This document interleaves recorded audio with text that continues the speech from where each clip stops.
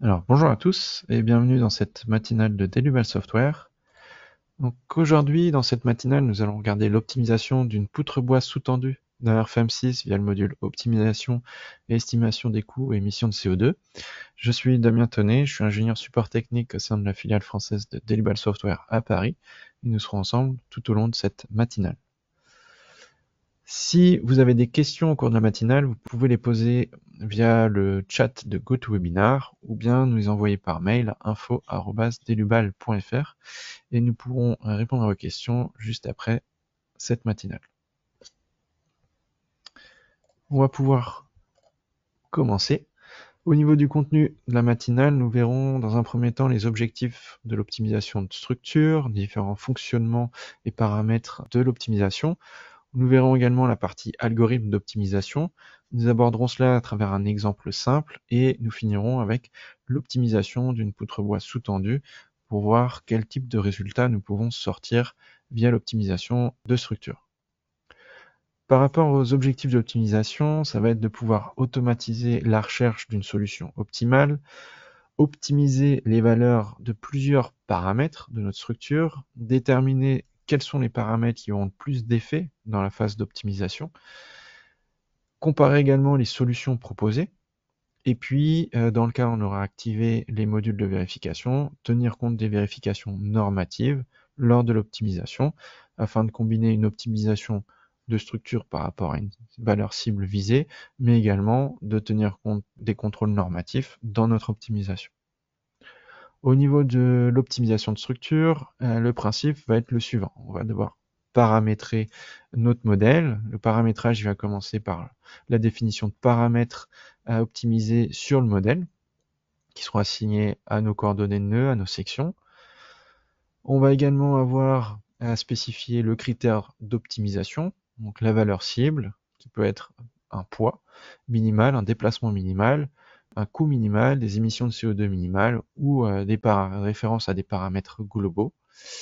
On aura ensuite à choisir l'outil d'optimisation et le pourcentage de mutation. Donc là-dessus, soit on calcule toutes les mutations, des mutations de façon aléatoire, savoir que les mutations, c'est les variations de paramètres, ou utiliser des essaims de particules ou colonies de fourmis, donc deux algorithmes qui sont disponibles dans RFM6 via le module. Et ensuite, ici, spécifier également dans le cas des mutations aléatoires ou des algorithmes, le pourcentage de mutations à exploiter. On pourra ensuite lancer le calcul d'optimisation et le principe de fonctionnement de l'optimisation, on aura le calcul de chaque variation de paramètres qui correspondent à nos mutations. On aura une évaluation de chaque mutation par rapport à la valeur cible, un calcul via les modules de vérification, si bien évidemment on les a activés, et ensuite une classification des solutions en fonction des valeurs cibles obtenues, et ensuite également par rapport aux vérifications normatives, si elles sont validées, donc là avec une coche verte, ou si elles sont non valides, avec ici le point d'exclamation rouge, ce qui veut dire que nos ratios sont supérieurs à 1, donc à plus de 100% de taux de travail. Donc on va pouvoir basculer dans FM6 pour voir le principe de fonctionnement. Ici, on est sur un modèle simple, donc c'est un modèle sur lequel on a activé dans la partie module la partie optimisation et estimation des coûts émissions de CO2, et également le module vérification du bois avec le choix de notre norme ici pour le module vérification du bois. Au niveau du modèle, on a défini des paramètres. Donc ici, vous avez plusieurs paramètres sur la longueur totale de la poutre, sur la position des appuis, sur la largeur et la hauteur de notre section.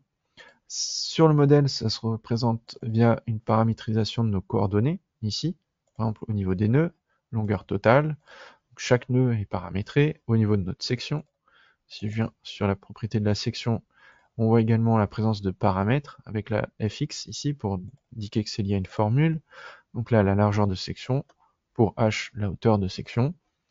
Notre modèle est défini avec déjà plusieurs cas de charge, ici deux cas de charge, poids propre, et un cas de charge d'exploitation. On a également nos combinaisons qui sont générées. Et comme on a vu, le module vérification de loi est actif. Donc si je regarde ici l'ensemble de barres, on a paramétré l'ensemble de barres avec la partie réglage sur les longueurs efficaces pour l'analyse de stabilité, les configurations ELU-ELS et le paramétrage pour les contrôles de flèches. Ce qui va nous intéresser ici, ça va être déjà de définir les paramètres à optimiser. Donc ici, dans nos paramètres globaux, on peut modifier appui droit et largeur hauteur en optimisation. Ici. Et on va pouvoir spécifier les variations possibles. Donc pour la position de l'appui droit, ça va être de 0,1 à 2,9 avec un pas d'incrément de 0,2. Pour nos sections, on va partir de 0,1 à 0,3 avec un pas d'incrément de 0,02. Et pareil pour le dernier point, donc 0,1. Vous pouvez éventuellement utiliser la touche F8, qui vous permet de rappeler la cellule du dessus. Et on va partir sur ce paramétrage-là. Donc là, vous retrouvez également les pas qui sont présents ici pour aller au niveau de nos différentes variations. Ce qui va nous intéresser à présent, ça va être de regarder la partie optimisation. Donc si je lance un calcul tel quel de tout, je vais juste avoir une vérification par rapport au paramétrage, ici, vérification bois, et au calcul de l'analyse statique. Pour pouvoir lancer l'optimisation de structure, je vais devoir aller dans la partie calculer et aller dans paramètres d'optimisation. Ici, vous pouvez créer plusieurs variations, plusieurs paramètres d'optimisation. Ça vous permettra éventuellement de tester plusieurs réglages.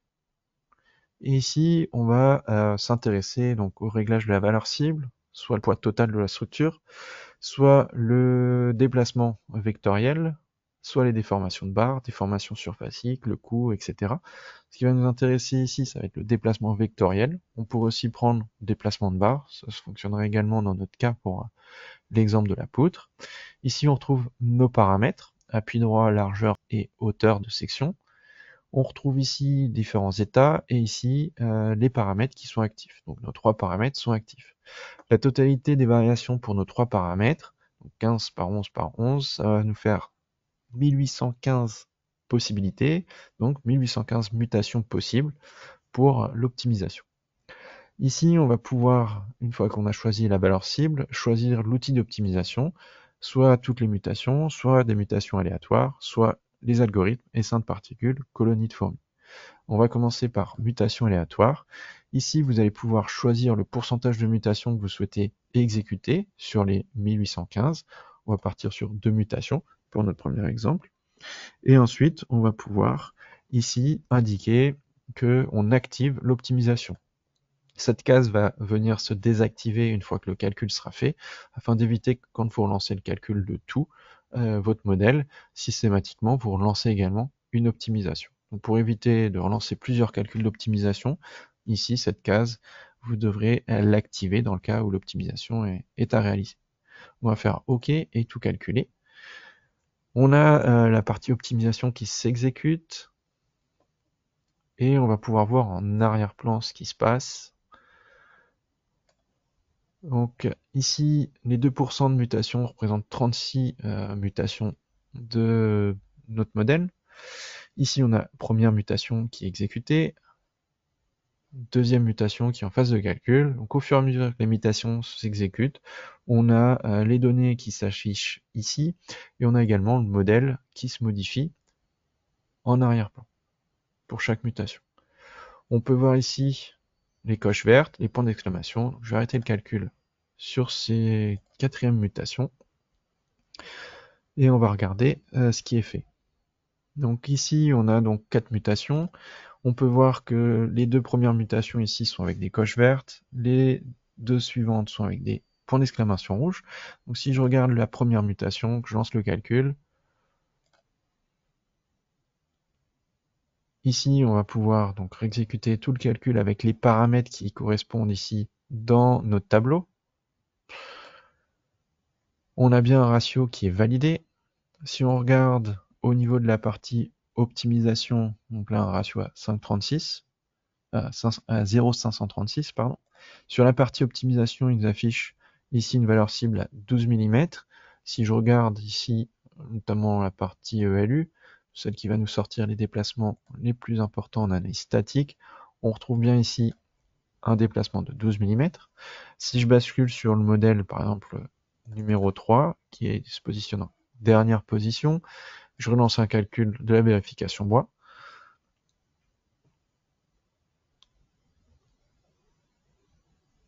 Ici, je vais pouvoir maintenant voir que la partie vérification bois effectivement ne passe pas. On est à 1,463, donc 146% de taux de travail. Et si je regarde la partie optimisation, elle nous indique déplacement de 62 mm. Et si je regarde la partie analyse statique, je retrouve bien ici le déplacement de 62 mm. Donc là-dessus, voilà le principe de fonctionnement. Pour chaque mutation, on aura un calcul des vérifications, et ici on trouvera nos déplacements qui s'afficheront ici, et une classification en fonction du niveau de réussite de la valeur cible, qui est une déformation minimale. On va pouvoir continuer, revenir dans les paramètres calculés et paramètres d'optimisation. Ce qui va nous intéresser ici, c'est de regarder la suite avec notamment les algorithmes. Donc on va pouvoir basculer par exemple sur essaim de particules ou colonies de fourmis. Et tout de suite, je vous présente ces deux algorithmes possibles dans RFM6. Le premier algorithme essaim de particules, on l'a déjà présenté dans une précédente matinale. Ici, vous allez avoir les premiers paramètres qui vont être pris de façon aléatoire, et ensuite une variation des paramètres en fonction des résultats obtenus dans les précédentes optimisations, dans les précédentes mutations. Donc ici, vous allez avoir un comparatif et une analyse entre les paramètres obtenus sur la première hypothèse et sur la seconde, et ainsi de suite, pour savoir si les paramètres doivent être augmenter ou diminuer au niveau de leur valeur. Dans la deuxième solution d'algorithme, colonie de fourmis, ici on va fonctionner avec le principe des pistes de phéromones des fourmis, où là vous allez avoir toutes vos variations de paramètres, et vous allez avoir des premières itérations qui sont faites de façon aléatoire en prenant des paramètres ici, et en fonction du niveau de réussite de vos premiers paramètres choisis, vous allez avoir des pistes de phéromones qui vont se former, et en fonction du résultat, la piste sera avec une piste de phéromones forte ou faible. Et au fur et à mesure des mutations calculées, on aura tendance à conserver les mutations les plus intéressantes avec les pistes de phéromones fortes, et du coup, de cette façon, à s'orienter vers les meilleures optimisations de la structure. On va pouvoir revenir dans notre modèle, ici,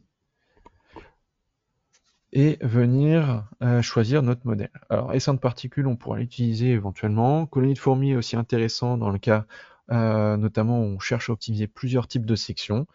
Là, je vais rester sur colonie de fourmis pour cet exemple-là. Ici, on a le pourcentage de mutation, et on va pouvoir conserver ce réglage de mutation et poursuivre sur la partie calcul. Ce qui va pouvoir nous intéresser pour la suite, ça va être de venir activer aussi le précalcul des facteurs de sensibilité. Ici, ça va nous permettre de lancer un calcul en plusieurs phases, et de venir lancer une première phase de calcul avec un certain nombre de mutations. Éventuellement ici, je vais prendre un facteur de 0,15 sur nos mutations. Et ici, ça représente 5 mutations sur les 1815 mutations. Sur ces 5 mutations, on va retrouver ici un facteur de sensibilité qui sera calculé et qui nous permettra de voir quel paramètre a le plus d'impact dans nos mutations, dans nos réglages d'optimisation. Ici, on va pouvoir également activer un nombre de paramètres pour activer des paramètres automatiquement sur l'optimisation, ici un précalcul en plusieurs phases, donc soit un nombre de paramètres, soit un facteur de sensibilité. Ici, je prends la première option et le nombre de paramètres réglé à 2. On va pouvoir lancer le calcul sur cette partie-là et exécuter le calcul ici.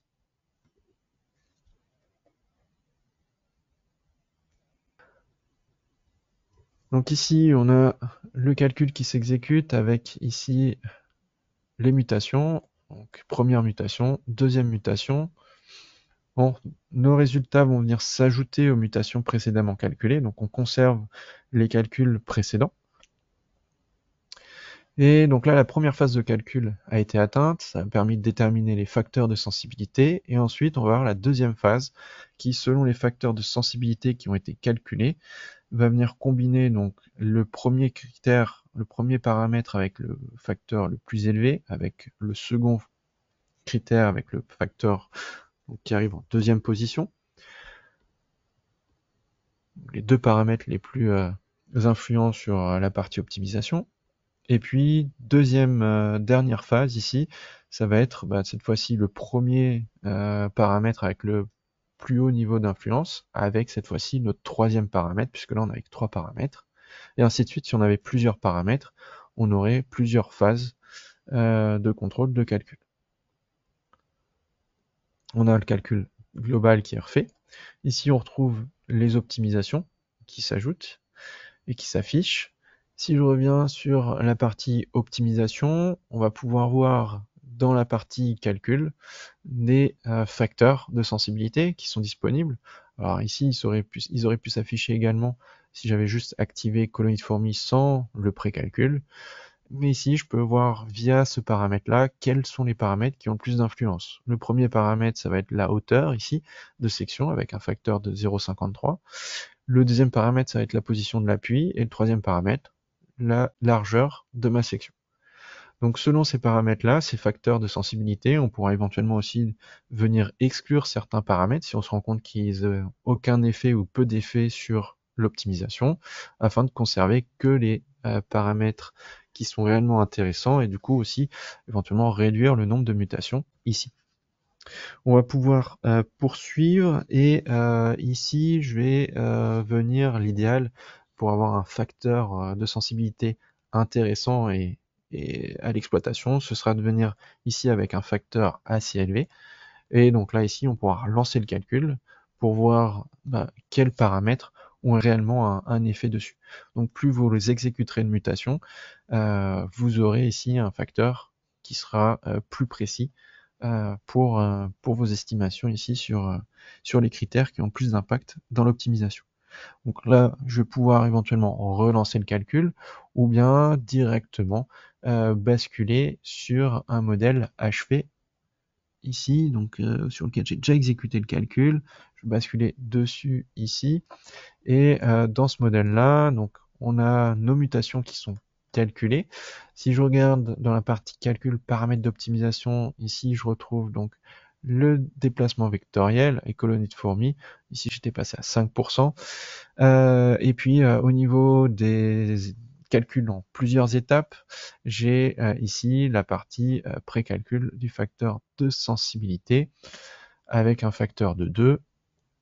Et ici, un facteur de sensibilité qui est largement différent de ce qu'on avait tout à l'heure, puisque là, on voit que c'est la hauteur qui joue le plus, avec un facteur de 0,79. Et ici, les deux autres paramètres qui sont à 0,24 pour la position d'appui et 0,2 pour la largeur de section.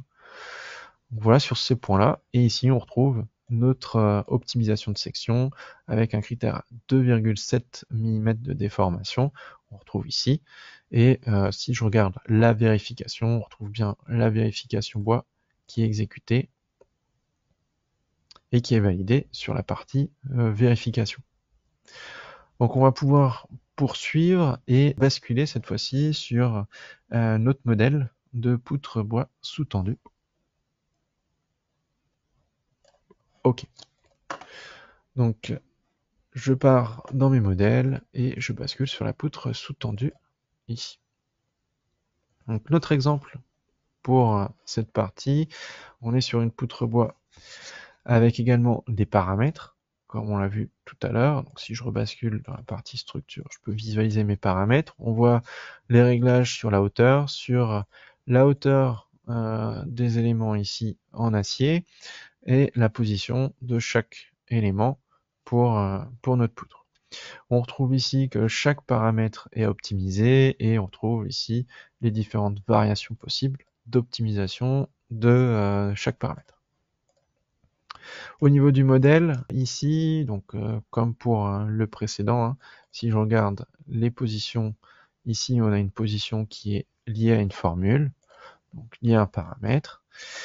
Ici, la section est également paramétrée comme précédemment. Donc si je regarde rapidement ma section, je retrouve le paramètre sur la hauteur de ma section.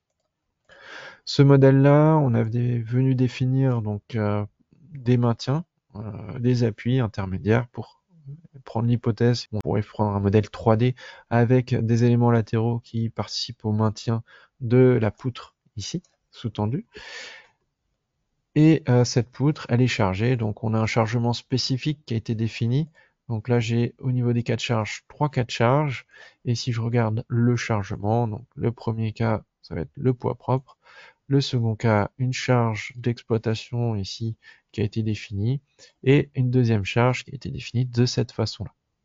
Ce qu'on va venir chercher à optimiser ici, c'est une optimisation de la structure afin de réduire le coût de la structure et de l'optimiser par rapport à une vérification bois et une vérification acier. Donc si on regarde dans la partie module, cette fois-ci, on a activé la partie vérification acier, vérification du bois et bien évidemment la partie optimisation, estimation des coûts et émission de CO2. On va s'intéresser donc là à un réglage sur les coûts. Pour cela, on va venir dans les paramètres de notre section, sinon directement. Au lieu d'aller dans les sections, on va aller directement sur les matériaux et on va ouvrir les propriétés de notre matériau. Ici, vous avez la partie estimation des coûts, la partie estimation des émissions de CO2. Ces deux paramètres-là sont disponibles en activant le module d'optimisation et d'estimation des coûts et émissions de CO2. Ce qui va nous intéresser pour notre exemple, ça va être d'activer la partie estimation des coûts, ce qui nous active un nouvel onglet.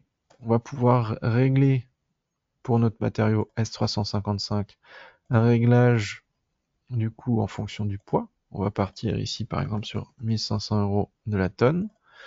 Pour notre matériau bois, on va partir sur un réglage en fonction du volume, 500 € par exemple le mètre cube. Et puis pour notre matériau S235, on va repartir sur un réglage en fonction du poids, ici avec un coût unitaire qui sera à 1000 € ici de la tonne. Ok. Je reviens juste dans cette partie-là. Vous pouvez voir que quand vous êtes dans la partie estimation des coûts, en fonction du réglage que vous faites, vous avez tout de suite des informations qui sont disponibles avec le poids total, le pourcentage que ça représente dans votre modèle, ici la somme des coûts que cela représente pour le matériau S355, soit 4% ici du coût total du projet, et là vous avez le coût total de votre projet. Si je bascule sur le matériau, je revois ici la somme de coûts que ça représente pour mon matériau C24, et le pourcentage par rapport au coût total, et pareil pour mon dernier matériau S235. Donc vous avez tout de suite ici des informations par rapport au coût que représentent vos matériaux sur le projet. Ici, ce qui va nous intéresser, c'est de pouvoir optimiser donc en fonction du coût. Donc cela va avoir un impact aussi sur l'aspect modélisation, puisque au niveau du modèle, pour nos barres acier, on est venu définir, alors ici on voit qu'il y a des petits pointillés, on est venu définir en fait des excentrements axiaux au niveau de nos barres afin de ne considérer la matière que là où elle est réellement présente, c'est-à-dire sur ce tronçon-là. Et ici, on le voit en pointillé, on a un excentrement qui vient se reconnecter à la fibre neutre de notre poutre bois. Donc si je regarde le réglage sur notre barre, on peut voir qu'ici on a un réglage avec un excentrement axial, avec ici donc l'excentrement qui est représenté comme ceci. Donc au lieu d'avoir une barre qui vient se connecter à l'axe, on a un excentrement bien considéré ici pour venir réduire et considérer les dimensions réelles de nos barres et donc les masses totales, les poids réels pour chaque matériau, notamment là pour la partie acier, des barres acier. On va pouvoir continuer et basculer maintenant dans la partie optimisation. Donc on l'a vu tout à l'heure, on va aller dans calculer, on va aller dans paramètres d'optimisation. Ici, ce qui nous intéresse dans notre calcul, ça va être de faire une simulation sur la partie valeur cible avec la réduction du coût pour avoir un coût minimal de notre projet. On va pouvoir ici venir choisir le type d'analyse, essaim de particules, coloniformie, selon ce que l'on souhaite, et exécuter le calcul. Ici, on retrouve nos différents paramètres. Je vais le rendre actif et on va pouvoir exécuter le calcul pour nos paramètres. Alors, je n'ai pas regardé la quantité de mutations, mais on est ici sur une quantité beaucoup plus importante que tout à l'heure, malgré le fait qu'au niveau de chaque paramètre, on ait peu de variations possibles. ça représente quand même une grande quantité, quand on cumule chaque variation possible entre elles, une grande quantité de mutations de notre modèle. Donc là ici, si je mets la zone à côté, on peut voir donc l'analyse sur les colonies de fourmis représente ici une analyse sur 562 mutations. On a ici le temps estimé. Alors celui-ci, avec les algorithmes de colonies de fourmis ou bien dessin de particules, va pouvoir aussi varier rapidement en fonction des mutations calculées et des solutions optimales qu'il trouve. Ici, on a 3 mutations. On peut voir que certaines mutations ici passent avec une double flèche pour nous indiquer que en fait, il n'exécute pas ici la vérification bois ou acier au vu des résultats par rapport aux critères cibles, puisqu'on est sur des valeurs qui dépassent déjà les résultats qui sont déjà validés au calcul. On va s'arrêter là et on va aller juste voir ce qui a été fait. Donc là, on a déjà 12 mutations et on voit qu'on a déjà situé à 45 minutes de calcul. Donc on peut rapidement exécuter les calculs avec les algorithmes et gagner du temps sur les optimisations. Donc ici, on est à 422 €. Au niveau du modèle numéro 10, on peut éventuellement lancer le calcul, on pourra regarder ce que ça donne, mais ce qui nous intéresse, c'est de revenir juste dans la partie paramètres d'optimisation.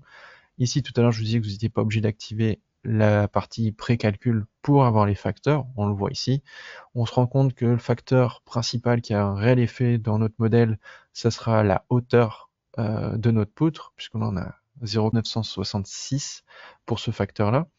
Donc ce qu'on va faire dans un second modèle, on va relancer le calcul global de toutes les mutations pour vérifier les facteurs de sensibilité sur ce point-là, et on fera un autre test où on aura juste la partie hauteur put qu'on va mettre au minimal de sa valeur, donc 0,3, pour voir jusqu'où on peut optimiser au niveau du coût sur ce modèle. Donc ici, si on regarde juste pour s'assurer, la partie vérification bois.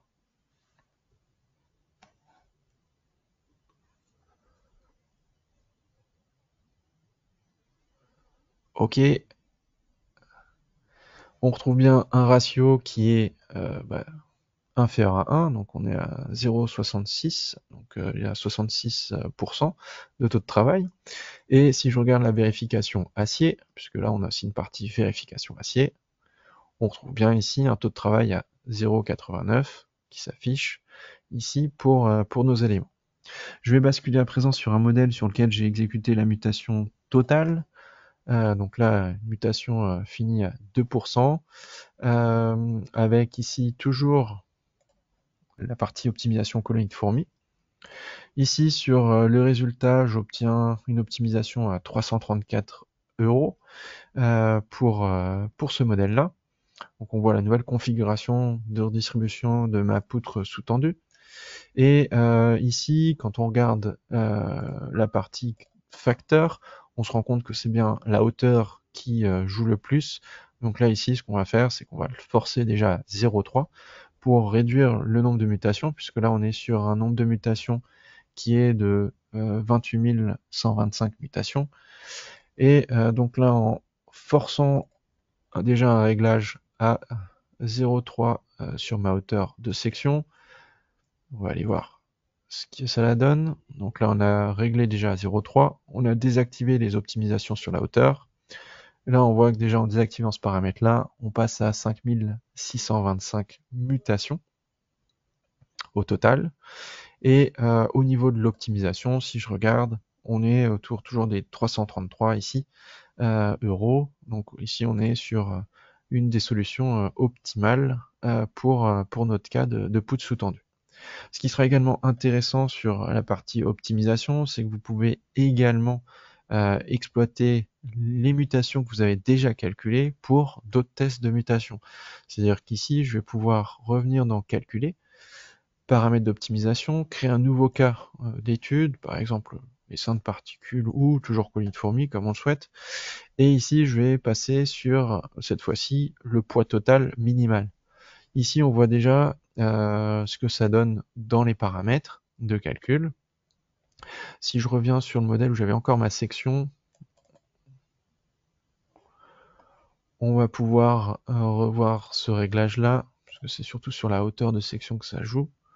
Si je reviens dessus, nouveau réglage sur le poids total, on voit que les facteurs se réajustent automatiquement. Et on voit que toujours, notre hauteur, c'est toujours un des facteurs principaux, ce qui est évident au niveau du réglage sur le poids total. Ce qui sera intéressant, c'est que là, ici, on a déjà des calculs disponibles. Et ce que je vous disais, vous pouvez continuer à exploiter ces données-là. Donc là, on peut relancer un calcul, cette fois-ci, sur la recherche du poids minimal. Et ce qu'on va voir, c'est que tout de suite, les précédentes mutations qui ont été calculées, elles sont reconverties avec une valeur cible sur le poids minimal. Et ici, du coup, j'ai la correction ou le réajustement de mes modèles également par rapport à cette valeur cible de poids minimal. Donc du coup, vous avez un gain de temps puisque là, vous avez aussi déjà des mutations qui ont déjà été exploitées et du coup, qui peuvent déjà servir pour la recherche d'une solution optimale. Donc voilà pour cette présentation sur l'optimisation de structure et ici l'optimisation d'une poutre bois sous-tendue. Ce que je pouvais vous présenter dans cette matinale. Donc on va pouvoir revenir dans le PPT. Vous retrouverez le PPT qui sera disponible au téléchargement avec ici quelques liens utiles. Le lien vers la présentation du module optimisation, estimation des coûts et émissions de CO2. Le lien vers le manuel en ligne du module et également là, un lien vers un article de la base de connaissances. Comme d'habitude, vous retrouvez sur notre site en ligne plusieurs services gratuits avec notamment les outils de géolocalisation, les informations sur les propriétés de section, nos articles FAQ et bases de connaissances qui peuvent également vous apporter quelques informations ou des réponses à certaines de vos questions. Vous retrouverez également nos modèles à télécharger. Vous avez également accès à nos chaînes YouTube où vous retrouverez toutes nos vidéos. Vous retrouverez également ces vidéos sur notre site internet, donc les vidéos de nos webinaires ou de nos vidéos tutoriels. Vous avez également accès à la boutique en ligne. Et si vous n'avez pas encore testé le logiciel, je vous invite à télécharger une version d'essai de 90 jours directement sur le site de Delubal Software. Vous pouvez également vous inscrire à notre newsletter directement sur le site delubal.fr. Et si vous avez des questions, n'hésitez pas à nous contacter au numéro qui s'affiche ici ou bien à nous faire suivre un mail à info@delubal.fr et on pourra vous apporter les informations et répondre à vos questions. Donc je vous remercie pour votre participation, pour votre attention et je vous souhaite une bonne journée.